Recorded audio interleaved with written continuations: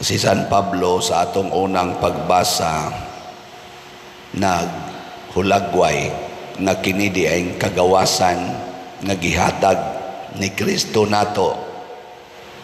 Depende rani kung atong ampingan o ato lang pasagdaan.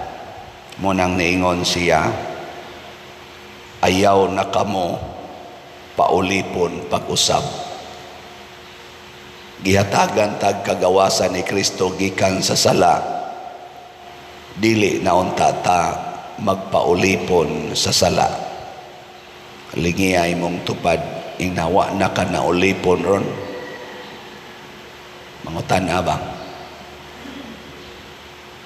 wa gid nilingi ang uban, kanang wa makalingi ulipon na gigapos sa sala. Ug asa man ang sala magsugod ari gina sa sulod, una-una kasing-kasing. Muna nga kung magsigitag pakasala, mahimot ang ulipon, mahimot ang tigpakaron ingnon. Unsa man ang tigpakaron ingnon, kanang may kay siya maningkamot siya nga ang naas gawas niya, iyang naong, iyang gisulob, iyang balay, iyang sinultihan, iyang mga actions, iyag yung paningkamutan na nindot. Sige na siyang panindot, siyang naong, sa iyang gisulob, sa iyang pinuyanan, sa iyang sakyanan, sa iyang mga degrees, sa iyang mga positions and authorities, iya ginang panindoton og maayo, kay mao man na iyang itabon sa tua sa sulod nga bati. Niya sunod sa may mahitabo, dili siya consistent sa iyang kinabuhi. Unsa may dili consistent, ang iyang gisulti dili pariha sa iyang gibuhat. Pariha na bang magsigig simba, unya ang gibuhat siging panglibak? No, mahibong ang mga tao ba? Sige man tani siyag simba, pero ang batasan di man makaog iro. Lingiyay mong tupad ing nadili ka pariha ana sigig simba, sige lang yapog pangasaba sa mga anak. Hapit na lang patyo ng anak o kasaba, pero sigig simba. Sigig misa, napagaw na lagminisa. Unya, mga saba lang yapon sa anak. Ang masag dili ka makapangasaba nga matug man sad. So ona usahay bisag unsa pa atong irason, basta masuko na gani ka kung naa kay di mauyunan kana ang imong kasing-kasing, ang atong kasing-kasing hugaw na ulipon sa sala. Muna si Santa Teresa sa Avila, ang iyang gipaningkamutan nga mausab ang ilawom. Nagpartner po ni sila ni Saint John of the Cross o sasad ka Carmelite friar. Mao na ilang gipaningkamutan. Unsa may gitudlo ni Santa Teresa, kanang iyang gitawag og interior castle. Nya sa interior castle na ako noy 7 mansions. Kaning 7 mansions mao ni ang levels of perfections, kanabang mga ang sa atong kabalaan. Magsugod ka sa first mansion, dili pa kay kabalaan. Kung makasuod na ka sa second mansion, balaan-balaan nakahangton mo abot yung kaadtong gitawag na niya og mystical union, kanabang mura na yung usa na ka sa Ginoo. Muna Basa-basahaw niya na ninyo na araman na Google, i-search ang 7 mansions. Si St. John of the Cross, nasa siya kaugalingong version ani. Labi na ginang iyang journey of faith na kinahanglan tang moagi sa gitawag og dark night of the soul. Sa manang dark night of the soul, kana bang mubati ta nga wa nagyoy kahayag, wa nay paglaom ang atong kinabuhi, pero mupadayon tag sunod sa Ginoo. Mao na siya gitawag og pagsaka sa atong pagtuos Ginoo. Diri na mahitabo sa ilawom, dili na exterior. Unang importante kaayo sa ato karong kalibutan kining interior conversion, kanibang pagkausap sa kasing-kasing. Kay ang gigamit ros kalibutan mao ang mga balaod. Ang atong balaod nga kalibutanon pulos ni nakasintro sa gawas, nakasintro sa lawas. Ang balaod sa Ginoo nakasintro sa kalag. Nya kun ato na ganing limpyuhan ang kalag, matod pa ni Kristo, limpyuhi ang sulod sa inyong mga tasa ug malimpyo sa nang gawas. Ang paglimpyo sugdon gyud sa sulod, dili sa gawas. Kay kun ang gawas ra gani mo'y limpyuhan, nya kun musud na ta, ma-disappointed ta, moingon ta, uy, nindot ra man dinis gawas, ang sulod purti madayong hugawa. Para na inyong balay ba? Nindot kay pintals gawas, na apay mga tanom, pero pagsuod nimo gubot pas lukot ang way mga wa ma-order ba. Unsa may mong bation, igawas nimo sa balay, maglingo-lingo ka, way ayo. Parehas na sa mga babae ug laki, gwapo kay tan-awon, limpyo kay tan-awon, choy-choy kay tan-awon, sexy kay tan-awon, nga maglakaw-lakaw sa daan, pero igadto nimo sa ila, di gay ka maong manglaba, di gay ka maong mamilo, murag bayis milo ang ilang balay, daghan kay gipang labay-labay, hugaw kaayo. Makaingon ka nganong limpyo man ni siya iniglakaw, inigsod mo purti man yung bahua ning ilang balay, purti mang, di ba kanang balay nga limpyo, inigsod nimo ang baho mo, sugat nimo nindot hanggapon. Pero kana ganing balay nga hugaw, igsod nimo ang baho, sugat nimo aslom kayo, masudipan ka usahay. Ana gilingay mong tupad na kumusta inyong balay, dili aslom. Dili aslom anon, aminaon. Oh, wow na. May lang kas gawas. Ug ato ning i-relate sa atong sitwasyon na katilingbanon. Kumusta man ang atong simbahan, kaming mga pari, mga obispo, laho sa Santo Papa, sa inyong tanaw, unsa may amo rong kinabuhi, panggawas o pangsulod? Kamo na, apit naman sa mong mga matay, naka-observe man yun mo sa kaning atong mga daghan na mamong nakitaan, mga pari, mga obispo, unsa may tanaw ninyo namo? Limpyo migsulod o nang limpyo lamigawas? Hadlok mamumutingog. Sige, ari na sa tas ato mga government leaders, di nila sa atong nasod, daghan magimog na ilan, local o national leaders. Kumusta man ang ato mga leaders ron sa atong nasod, nang limpyo sa sulod o sa gawas ra? Ha?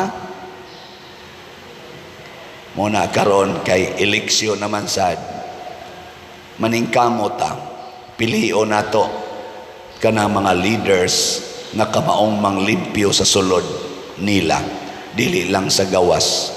Yaon sa may usas mga timailhan, may lang na sila musulti, pero way buhat nga maayo. Mauna sila'y mga hugaw o sulod, limpyo lang sinultihan, limpyo lang sinuluban, limpyo lang mahalon kay ng ilang mga balay, sakyanan o mga gamit. May kay na silang mugamit og balaod kay mga bright kay na sila, pero ang ilang binuhatan bugo, way nahitabo nga maayo. Ana nga ikaduha, inconsistent na sila. Unsa man ang inconsistent, dili magpariha ang ilang sinultihan. Kaniadto mudayeg na sila, karon ang ilang gidayeg kaniadto ilan na sang sawayon. Ana ba?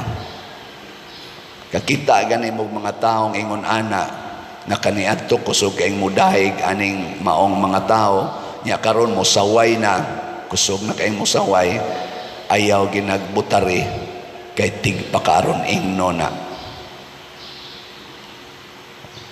Ikatulo, dili na sila mag-mind unsay problemas mga tao. Ang ilang i-mind, ang ilang hunahunahon kanunay ang ilang personal na kaayuhan. Kaning tulo para nako mao ni atong basihan sa pagpili. Dali ra kay natong analyson karon ang mga kandidato. Maminaw lang ta sa social media, na ana diha sa YouTube, na as Facebook, daghan na kay mga comments, tinuod na dihay mga trolls, na dihay kuan, pero sa sige natong paminaw og sa atong personal nga pag-verify kay di man sana matago sila kay mga public servants man na, makakita dayon ta og atong desisyon. Pilion nato ng consistent. Kana bang sukad sa pagsugod nila sa politika ang ilang baruganan, pirmi gyong para sa katawhan, sa Tagalog para sa bayan, di maghunahuna sa ilang.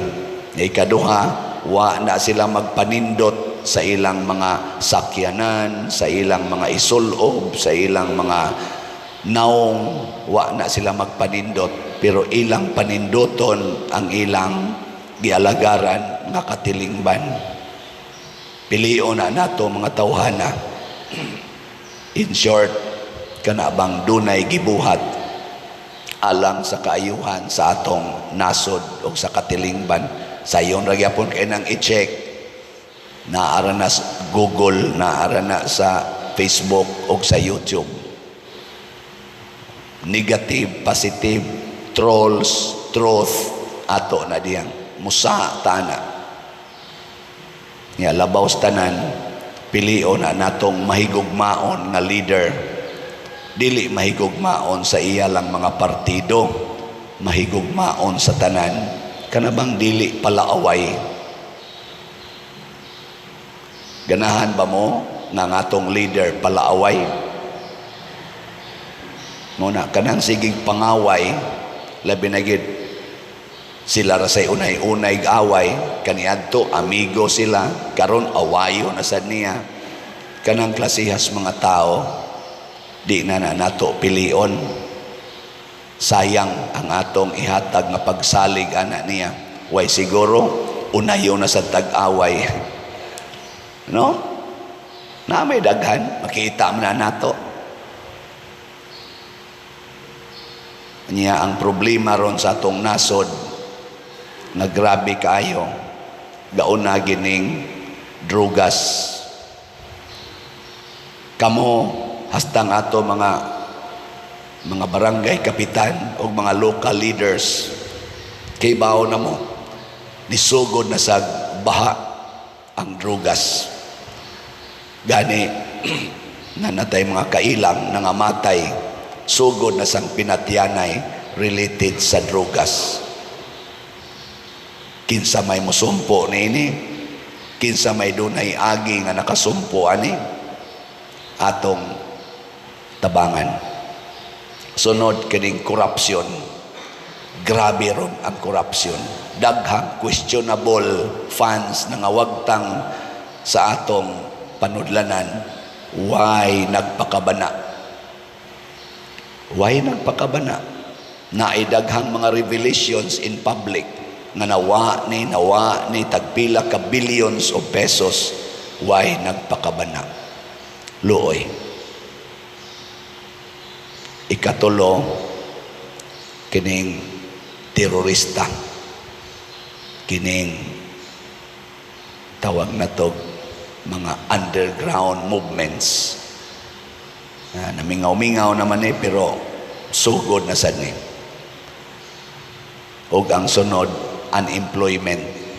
Daghan, para sa ako lang na tanaw-tanaw ba, isip pare, isip nag-alagad sa katilingban, grabe karon ang unemployment. Daghan kay mo anhin nato din sa kalisod nato din sa parokya, daghan kay moduol nato kay wa nagihapit bugas. Gutom, grabe ang kagutom kay nangataktak sa trabaho. Daghan kay dinhing moduol kay magpatabang og pagastos ilang mga anak sa eskwelahan kay di na sila kagasto kay nangataktak sa trabaho. Unemployment. Kinsa mang mga politikuha makasulbad ani dili lang sa yaw-yaw, tan-aw natong ilang agi, do na ba sila'y gibuhat kanay atong paningkamutan pagbutar. Kay ngano man basig makatabang pero di gini mahimong tanan. Kay ang dako sang problema nato karon nga para nako isip pare kanigyong religiosity. Ang kalibutan karon bisan din sa atong nasod superficial na, mediocre na kaayo ang atong relasyon sa Ginoo. So mupili sa tag mga tao nga kanabang kamaong mo promote og pag-ampo. Dili lang Katoliko nga paagis pag-ampo, tanang pag-ampo, tanang mga religious activity sa nasod or mga sikta ila untang suportahan, dili nila daog-daogon, dili nila ibaliwala. Kay importante kayo ang atong spiritual life nga ma-develop. Kay pulos na lang ta, balaod matod pa ni San Pablo, mawa na ning pagtuo porti nagyong lisura. Muna si Kristo diri sa atong ebanghelyo, nipakita siya nga gisupak niyang balaod tungod iyang ipa-emphasize nga ang pagtuo yun. Gilingay mong tupad. Na sige pa mo grosaryo sa inyo. Na sige mo grosaryo. So ninduta ka kada barangay magrosaryo yun once a day. Barangay ba? Mga barangay hall na to ba? Municipal hall, magrosaryo or magampo, unsa ilang pagampo. Nga to mga provincial offices, magampo yun. Ang national offices, magampo mo ilangan na ay Ginoo. Pagkadakong grasya untang mahitabo sa atong Pilipinas. Kaya ang mahadlokon sa Ginoo nga tao, maayo gina siya nga lumulupyo. A prayerful citizen is also a good citizen. Pero kung ang tao gani wanay pag-ampo, mahimo gina siyang yawanon nga tao. Kaya ang pag-ampo mo'y atong dipinsa sa gahom sa yawa, sa gahom sa sala. Din agani mag-ampo, patay. Igo kita siyawa, nyag mayawaan na ta, bungkag na ng katilingban, ug mao ni rong nahitabo sa atong kalibutan. Daghan kaayo ang nabiktima sa yawa. Sa termino ni San Pablo, naulipon pagbalik sa balaod sa sala. Muning doon natay tubag sa salmo nga nag-ingon, padangata kanako ang imong mahigugmaong kaluoy Ginoo. Mausad niya nga torong iampo na ang kaluoy sa Ginoo ug ang iyang gugma musud untag balik sa atong kasing-kasing aron maghigugmaay ta, magkaluy-anay ta, dili mag-inawayay, magsinawayay, labaw pagyustanan, magpinatyanay, gugma, kaluoy, o pagtinabangay ang ato rong gikinahanglan, dili ng pagsigig, pasikat anang ilang mga away-away diha, dagko ra ba kay taggasto anang ilang away-away, unya, wa lang yapoy maayong resulta. Iampo nato ngatong mga leaders, kita sad musunod sa ta ni Cynthia ni Santa Teresa sa Avila o ni St. John of the Cross, reforming our interior life.